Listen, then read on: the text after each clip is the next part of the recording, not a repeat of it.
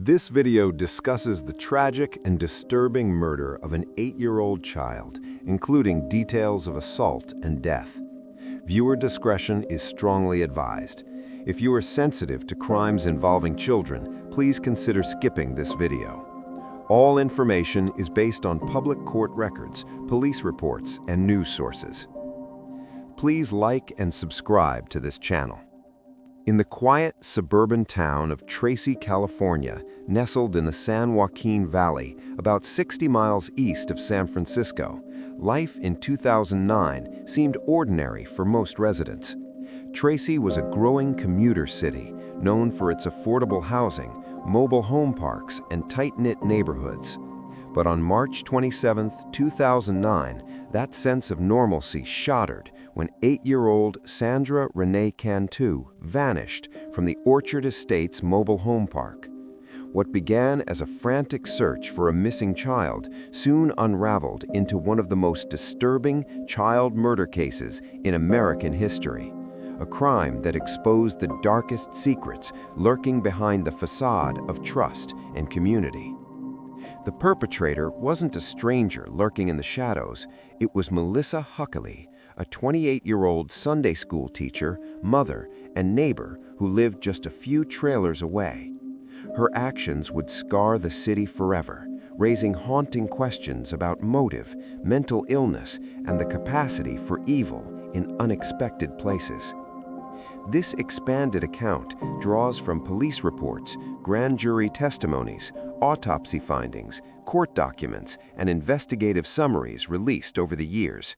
It delves deeper into the backgrounds of the victim and perpetrator, the meticulous police work, the chilling interrogations, the forensic evidence, and the lingering theories about why Huckaby committed such a heinous act. We'll explore the timeline in exhaustive detail, the psychological underpinnings, and the trial's outcome, providing a comprehensive narrative that goes beyond the surface to understand the profound impact on Tracy and beyond. Sandra Cantu was born on March 8, 2001, a bright-eyed girl full of energy and innocence. She lived in the Orchard Estates mobile home park with her mother, Maria Chavez, a single parent working hard to provide for her family. Sandra shared the home with her grandparents, Dolores and Jose Chavez, and her siblings, including an older sister named Miranda. The park was a typical working-class community where kids played freely, riding bikes and visiting neighbors.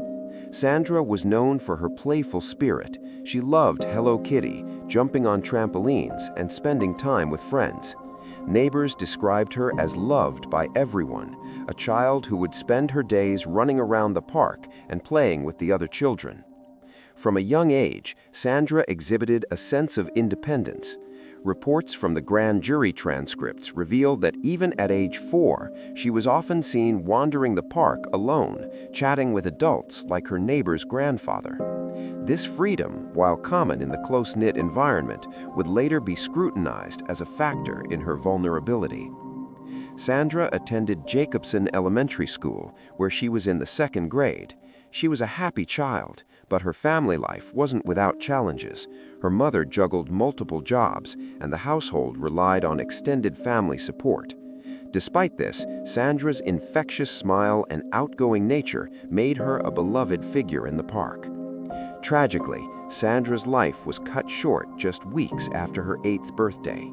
Her disappearance would trigger one of the largest searches in Tracy's history, involving hundreds of volunteers, FBI agents, and local law enforcement. But the horror that unfolded revealed not just a murder, but a calculated betrayal by someone the community trusted. Melissa Chantel Huckaby, born February 23, 1981 in Orange County, California, grew up in a seemingly stable family with her parents and 2 siblings. However, her life was marked by early instability. Grand jury testimonies describe a troubled adolescence. Huckaby struggled with mental health issues, including depression and bipolar disorder, which led to multiple hospitalizations. She attended Fullerton College for 2 years, studying criminal justice, with aspirations of becoming a patrol officer or forensic specialist. She even completed ride-alongs with police, showing a keen interest in law enforcement. But her dreams derailed when she claimed to have been assaulted by an off-duty officer, an incident that deepened her trauma. Huckabee's personal life was chaotic. She married young, but the union ended in divorce after allegations of violence from her ex-husband, who moved to Kansas. She had a 5-year-old daughter, Madison, from the marriage, and the two lived with Huckabee's grandparents in the same mobile home park as Sandra. Huckabee worked as a Sunday school teacher at the Clover Road Baptist Church, where her grandfather, Clifford Lawless, was the pastor. To outsiders, she appeared devout and caring, a woman who taught Bible stories to children, including Sandra's playmates. But beneath this veneer lay a history of disturbing behavior. Court documents and grand jury transcripts reveal prior incidents. In 2008, Huckabee was suspected of sedating a 7-year-old girl in the park with Xanax, a sedative she was prescribed for her anxiety. The child became lethargic and required medical attention, but charges weren't filed due to insufficient evidence. Similarly, in January 2009, she allegedly drugged with sedative a 37-year-old man, Daniel Plowman, who lived nearby, leading to his hospitalization. Plowman testified Huckabee gave him a drink that made him pass out, and tests confirmed benzodiazepines in his system. Huckabee claimed it was an accident, but investigators later saw it as a pattern of using sedatives to incapacitate victims. Huckabee's mental health records, unsealed during the case, showed a pattern of self-harm, suicide attempts, and manipulative tendencies. Psychologists speculate she might suffer from Munchausen syndrome by proxy, a disorder where individuals harm others to gain attention or sympathy. This theory gained traction as evidence mounted, suggesting her crimes were driven by a need for drama and control rather than sexual gratification alone. The day Sandra vanished started like any other. She returned home from school around 3:30 p.m., played briefly at a friend's house until 4 p.m., then headed back to her trailer. Surveillance footage from a neighbor's camera captured her at 3:54 p.m., skipping happily down the street in a black Hello Kitty t-shirt, pink leggings, and Hannah Montana slippers. She told her mother she was going to play at another friend's house, Madison Huckabee's trailer, just a few doors away. Sandra never made it home for dinner. At 7:59 p.m., Maria Chavez reported her missing to the Tracy Police Department. Initial searches focused on the park, assuming she might have wandered off or been in an accident. But as hours turned to days, fear grew. Police canvassed the area, interviewing residents and checking sex offender registries. The FBI joined, profiling the abductor as a white male, 25 to 40 years old, with a history of sexual offenses, a profile that would prove disastrously wrong. Volunteers scoured fields, ponds, and nearby highways. Sandra's image plastered billboards and news broadcasts nationwide. The community held vigils, with hundreds gathering to pray.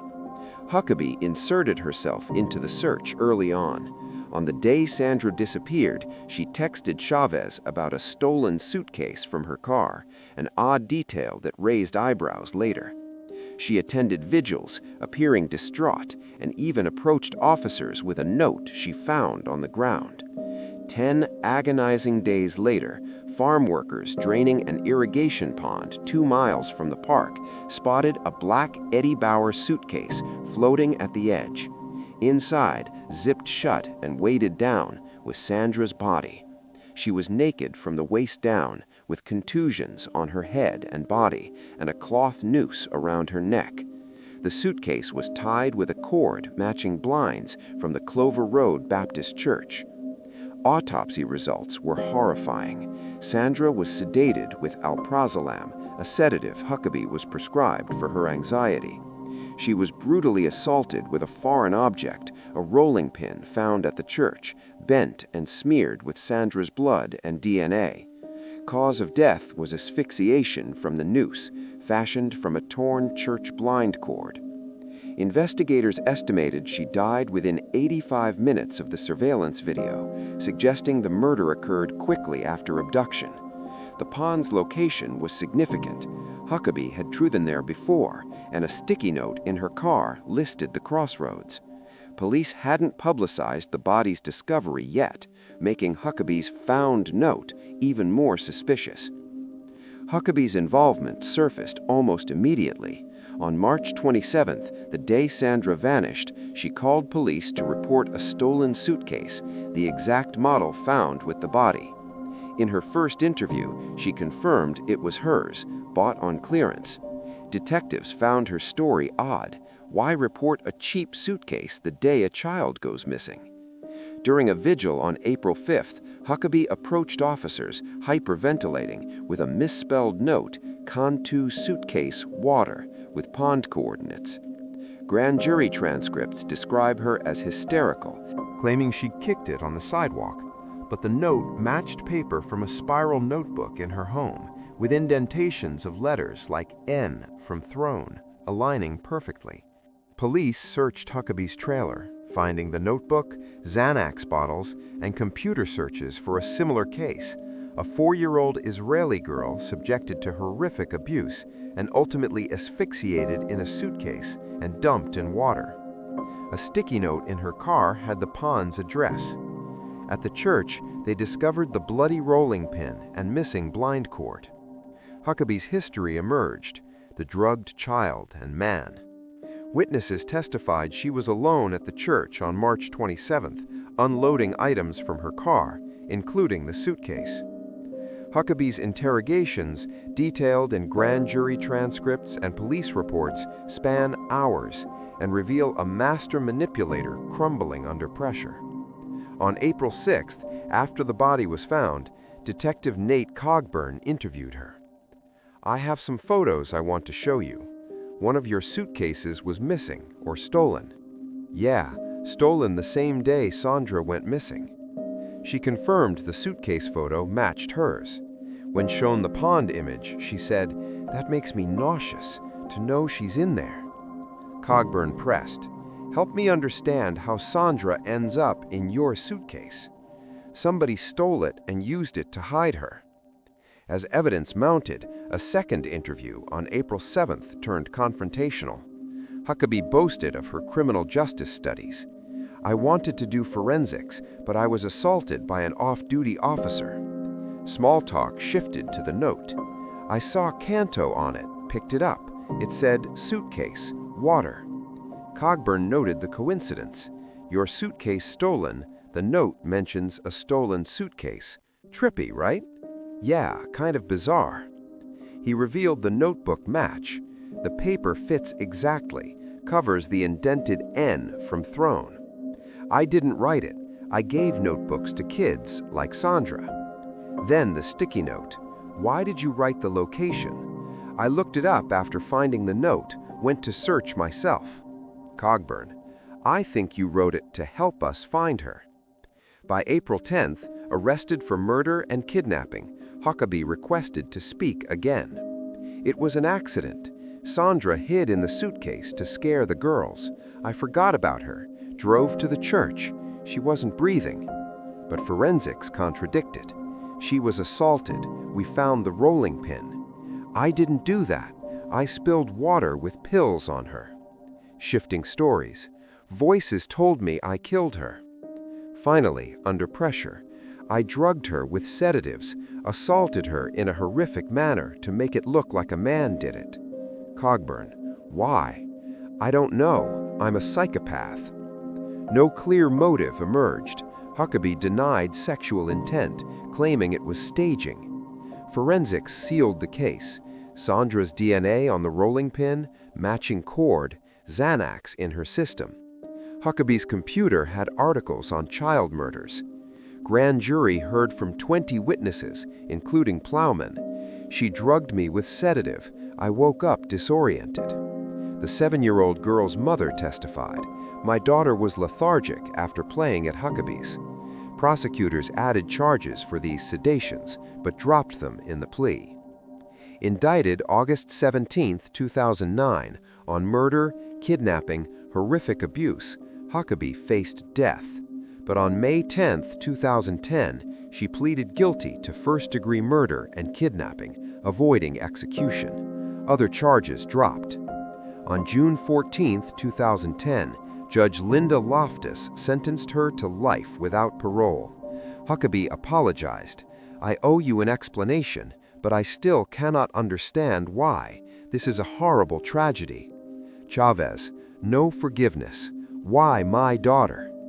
Prosecutor Thomas Testa revealed the noose, assault details. Gag order lifted, exposing the full horror. Huckabee, now 45, serves at Central California Women's Facility in Chowchilla. Investigators believe she craved sympathy. By killing Sandra, she created drama, inserting herself as a helper. Her prior sedations fit this, harming others for attention. Jealousy. Sandra was adored. Huckabee, struggling with divorce and mental illness, may have envied her popularity. Madison and Sandra's friendship could have triggered resentment. Mental illness, bipolar disorder, depression, trauma. Psychologists note female child killers are rare, less than 5% of cases, often linked to severe psychopathology. Sexual sadism. Despite denials, the assault suggests gratification, staged to mislead. Testa, she planned it, rehearsed it on others. A book by Jenny Rodriguez Moore, The Suitcase Killer, reveals Huckabee considered targeting Sandra Cantu, texting Chavez to send her over. Tracy erected memorials for Sandra, including a park bench. Chavez moved away, haunted. The case prompted child safety reforms in California mobile home parks. Nationally, it challenged stereotypes. Female perpetrators exist, often trusted figures. Sandra's story endures in true crime documentaries, a reminder of hidden dangers. In the end, the case of Sandra Cantu isn't just about murder, it's about betrayal, the fragility of trust, and the enduring quest for why. As Huckabee rots in prison, Tracy heals, but the scars remain.